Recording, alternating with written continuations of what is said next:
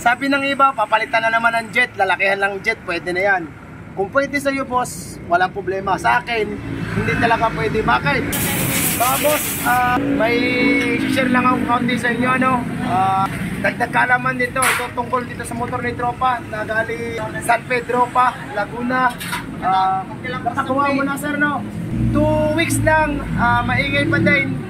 Ngayon, sumubok sa atin. Sabi niya, try ko kay Kulaog. Dito naman mga boss, sigurado ako sa video ito, maraming magko-comment yan.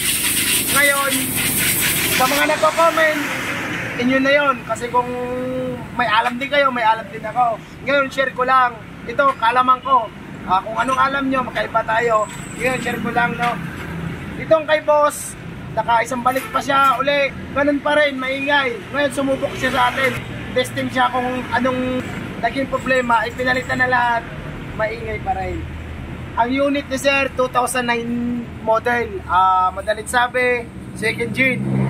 So ngayon mga boss, ang ginawa, pinalitan ng block dahil may sira yung block niya. Tama din yon. Okay yun, agree ako nun. Kasi kung may tama ang block, papalitan ng block. Itong block ni sir, ceramic, option 1, chrome bore, pero overheat. Ayan, overheat ang piston. Kita pa yan dyan, ayan ang piston niya, overheat. Tama? Ayan, pakita mo sa akin. Dito mga boss, sa overheat, magkukos na ng ingay. Bakit nag-overheat? Ayan, tuturuan ko kayo.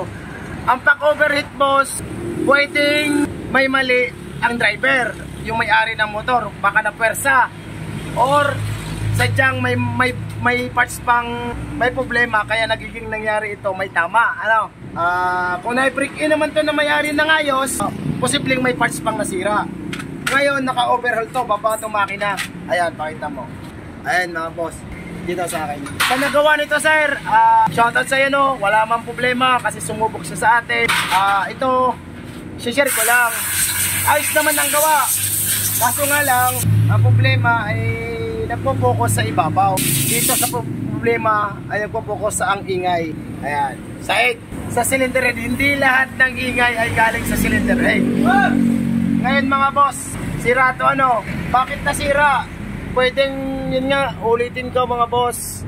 Baka may magsasabi pangit ang chrome bore. Ibig sabihin, pangit tinagawa ni Suzuki kasi chrome bore ang nakakabit na stock. Meron naman magko-comment dyan, iba ang gawa ng Suzuki at saka, sige idol, doon na tayo. Tama ka, nasa sayo yan. Pag chrome bore, mas maganda kaysa steel. Kahit sinong tanungin, ano? Ngayon, bakit nga nag-overheat? Pwedeng sa may-ari o pwedeng ito? Mga sir, ito yung rad niya.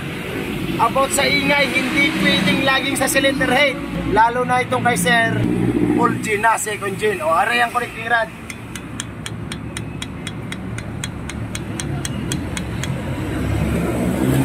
Yan mga boss, kitang-kita naman. Sira ang connecting rod ni sir. Dapat noon pa ginagapan na to agad. Nung unang bumuo yung kay idol, no? Dapat idol, sinabi mo pala na may tama ang rod, dapat ginawa mo na bago ito nilagay ang block. Sayang ang block, napakamahal ang block. Kasi pag may tama to, pwedeng kakayo to sir. Alam mo rin yon kasi mekaniko ka, alam mo dapat din yon. Dapat hindi mo na pinilit, ano? Ay nangyari na, nandito na, gagawin na lang natin. Tapos sa overheat, bukod sa may-ari, stock carb ang nakakabait. Ito stock carb, RS68mm. Ngayon may magko-comment na naman, pwede yan sir sa amin, pwede nga yun, pwede yan sa iyo idol. Kung pwede sa iyo, sa akin mga boss, hindi pwedeng stock carb. Bakit? Ayan, bibigyan ko na naman kayo kaunting kaalaman. Kung hindi mo alam to, ako may kaunting kaalaman ito. Sabi ng iba, papalitan na naman ng jet, lalakihan lang jet, pwede na yan. Kung pwede sa iyo boss, walang problema. Sa akin, hindi talaga pwede. Bakit? Dahil kahit magpalit tayo ng jet nito, hindi to kaya mag-sustain ng dire-diretsong supply na tama ang gas. Lalo na sa malayong biyahe kasi stock carb to. Iba yung open mag-supply at saka iba ang diaphragm. Yun ang tatandaan nyo, iba yung piston at saka sa diaphragm. Yun ang pinakaiba sa dalawa. Kaya mga boss, pag nag-upgrade kayo, dapat palit na ng carb. Ay ito na nga kay sir, gagawin namin ulit. Ang ginastos ni sir, magkano sir? 10,000. Sa amin boss, tatapatin ko na. Papalit ulit ng block 68, palit ng carb. 16,000 ang papatakan ng kay sir. Yun lang mga boss, wala nang parto. Sinabi ko lang ang nangyayari sa kay boss. Kasi katulad nito, hindi lahat magpo-focus nga sa cylinder head ang ingay. Dito rin sa ilalim. Dito rin mga sir. Kasi old gen siya. Lumang modelo na. Yun lang mga boss. Sana may nakuha kayong alam. Maraming salamat.